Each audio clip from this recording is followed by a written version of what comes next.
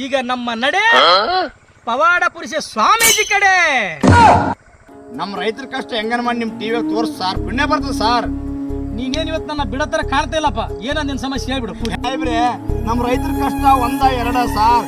ಹೋದ ವರ್ಷ ಬೆಳೆದ ಮೆಣಸಿನಕಾಯಿ ಏಷಿಯಾಗಿಟ್ಟಿವಿ, ರೇಟ್ ಇರ್ಲಾರ್ದ ನಮ್ ಕಷ್ಟ ಕೇಳೋರು ಯಾರು ಸಾರ್?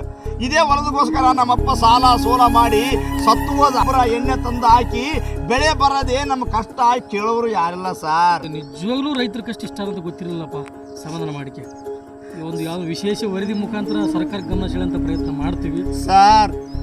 10 ರೂಪಾಯಿ 12 ರೂಪಾಯಿ ಕೆಜಿ ಹತ್ತಿ ಬಿಡ್ಸಕ್ ಬರ್ತಾರೆ ಸಾರ್. ಖಾಲಿ 7,000 ರೂಪಾಯಿ ಕ್ವಿಂಟಲಿಗೆ ಹತ್ತಿ ಹೋಗ್ತದೆ ಸಾರ್. ನಮ್ ಗೋಳು ಕೇಳೋರು ಯಾರು ಸಾರ್? ನಮ್ಮ ನೂರಾರು ರೈತರ ಗೋಳು ನಿಮ್ಮ ಟಿವಿ ಮುಖಾಂತರ ಸರ್ಕಾರಕ್ಕೆ ತಲುಪಿಸ್ರಿ ಸಾರ್. ನಿಮ್ ಕೈ ಮುಗಿತೀವಿ ಸಾರ್. ಇಲ್ಲ, ಇದು ಸರ್ಕಾರ ಗಮನಕ್ಕೆ ತರ ರೀತಿಯಲ್ಲಿ ಒಂದು ವಿಶೇಷ ಸಂಚಿಕೆ ಮಾಡಮ್ಮ. ರೈತರ ಕಷ್ಟಕ್ಕೆ ಸ್ಪಂದಿಸೋ ರೀತಿಯಲ್ಲಿ ಗಮನ ಸೆಳೆಮ. ರೈತರು ಯಾವುದೇ ಕಾರಣಕ್ಕೂ ಧೈರ್ಯ ಕಳ್ಕೊಳ್ಬಾರ್ದು. ನೀವು ಧೈರ್ಯ ಕಳ್ಕೊಂಡ್ರೆ ಹೇಗೆ? ನಮ್ಮ ದೇಶ ಸಂಪತ್ತು ನೀವು. ಪ್ರಿಯ ವೀಕ್ಷಕರೇ, ಕೇಳಿದ್ರಲ್ಲ ರೈತರ ಕಷ್ಟ. ಅವರ ಕಷ್ಟ ಅಷ್ಟಿಷ್ಟಲ್ಲ. ಅವ್ರ ಕಷ್ಟನ ಕೇಳ್ತಾ ಹೋದ್ರೆ ನಮ್ಮ ಕಣ್ಣಂಚಲ್ಲಿ ನೀರು ಬರುತ್ತೆ.